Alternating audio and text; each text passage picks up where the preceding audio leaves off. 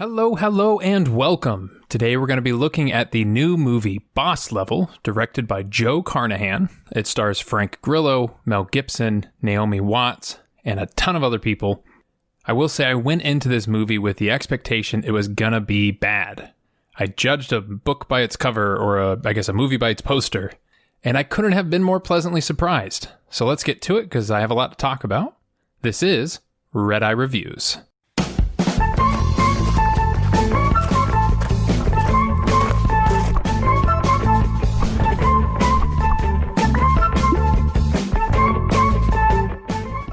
As with all of my videos, we're going to start with that full plot synopsis. If you don't want to know the plot of this movie, just skip to this lovely little timestamp here, and the rest of us will catch up to you in just a minute. For everybody else, here we go. Boss Level starts with Roy Pulver, a retired Delta Force soldier, getting attacked in his bed, but calmly dispatching his attacker as he has done this 100 times before. Because you see, for some reason, Roy Pulver has been stuck in a loop on the same day, May 9th, over and over and over. And for some reason, a slew of assassins have been hired to kill him. And over many trials and error, he has managed to survive until 12:47 p.m. and not a minute longer. And every time he does die, he wakes up back in his bed from that morning, and we continue from there. We learn more and more about some of the hitmen coming after him, and they come in all shapes and sizes. From little men with big bombs. What's up, pretty boy? Fucking weirdo dwarf, what are you doing? Oh, I don't like that attitude. To rednecks. I call this guy Smiley, for obvious reasons. To Kill Bill-style sword fighters.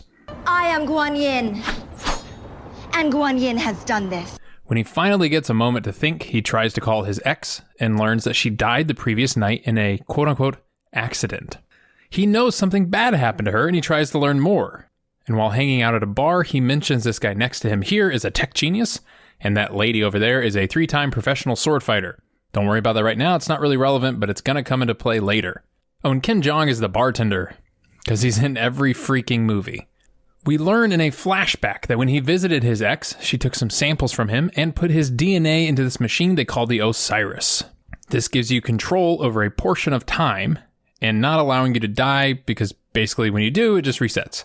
She did this because her boss, evil Mel Gibson, he wants to use the machine to correct history as he sees fit. And she knows that her G.I. Joe ex-husband could probably stop him. At one point it occurs to him that these assassins are finding him far too easily and he must be being tracked somehow. So he asks that techie guy to help find the tracker, and he learns it's in his tooth. I want you to stay on black asshole. Oh, no.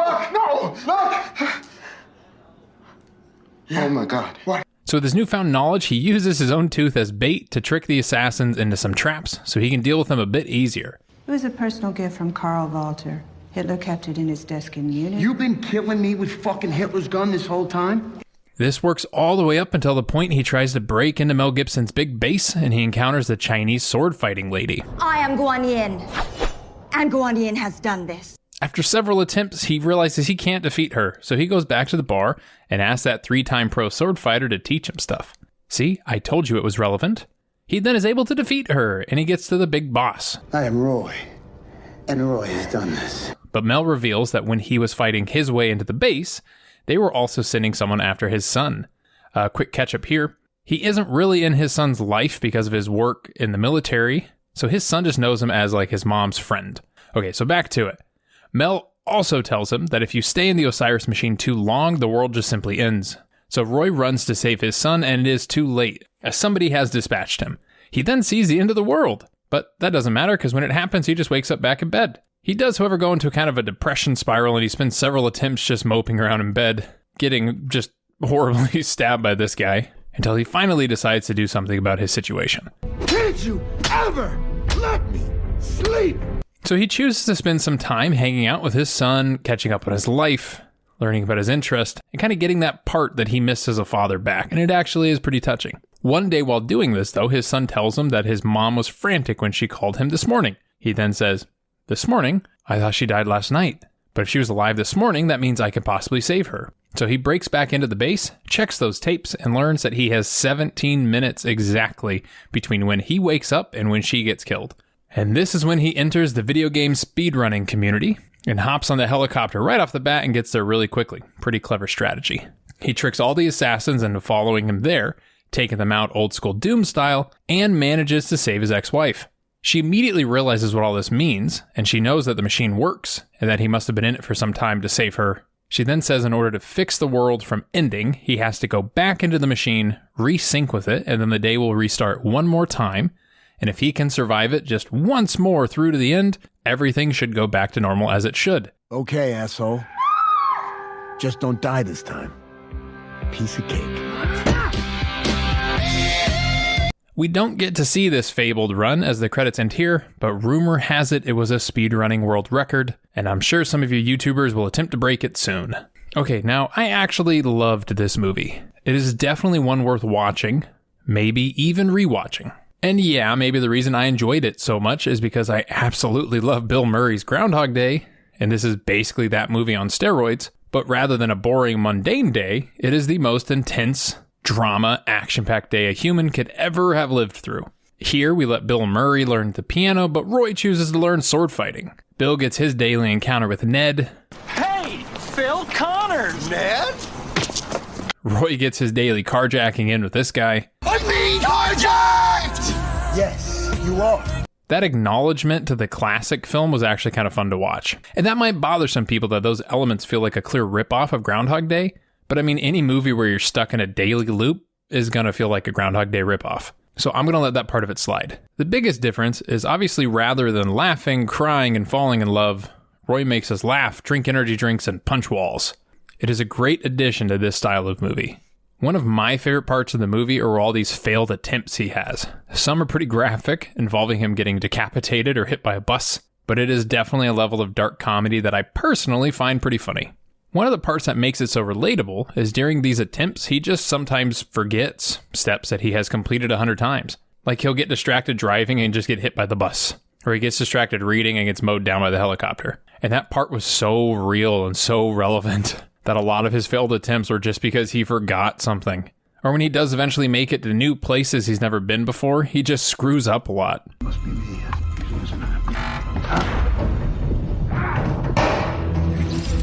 So even though he is this Jack G.I. Joe, his forgetfulness makes him a very relatable character. Now this movie is done in a narration style, and some people have issue with narrators in movies. And in a lot of movies I agree that it makes for a lazy way to tell the audience information that they couldn't figure out how to organically show the audience, so they just tell you. However, in this movie, I think it's absolutely necessary, as it would make zero sense, because it makes zero sense right off the bat, and you and the character of Roy kind of go through it together, learning as you go.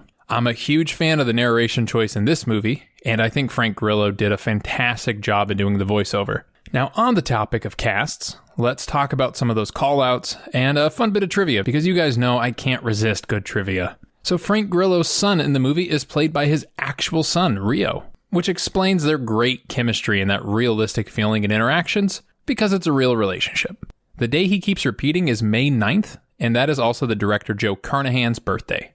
And lastly, Joe Carnahan has been trying to make this movie for 11 years. He filmed test scenes for several years with Frank Grillo, presented them to Fox. Fox was initially on board and then pulled the plug because they didn't like the casting choice of using Grillo. Carnahan decided instead to post his test films on Twitter and received a very positive reaction and went forward making the movie without Fox.